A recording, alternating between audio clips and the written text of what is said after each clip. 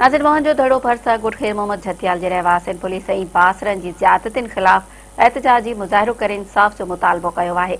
उन हवाले सां ॾिसो था अब्दुल जब्बार मेमण जी ही रिपोर्ट।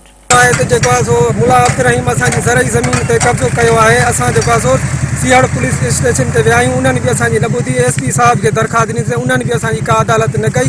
पोइ असां सेशन जज खे दरख़्वास्त ॾिनीसीं, उन ते जज साहब हुन ते FIR जी आर्डर मोकिलियो। हुन ते आर्डर FIR कटी अथनि, बाक़ी हुनखे जवाबदार गिरफ़्तार नथा कनि। जवाबदार असांखे धमकियूं थो ॾिए।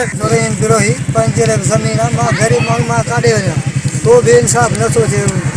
सूबेदार खे चयो सभु FIR कढी थी, को बि जवाबदार गिरफ़्तार हीअं ते न कनि। मां हारी माण्हू, मां काॾे वञा, मूंसां हासिल करे था फसूल मुंहिंजो काहे छॾियो। ब्याज जे पैसनि त तूं अची हर का था अथई, असां सां ज़ुल्म कयोसीं, असांजो फसल तबाह कयोसीं। अब्दुर्रहीम पंजरे बि ज़मीन आहे साईं, पंजरे बि ज़मीन आहे। शीशन जज कोर्ट उतां असांखे आर्डर मिलियो, FIR आर्डर मिलियो, FIR कटराईसीं। SHO सियाड़ असांजी का बि अदालत नथो करे।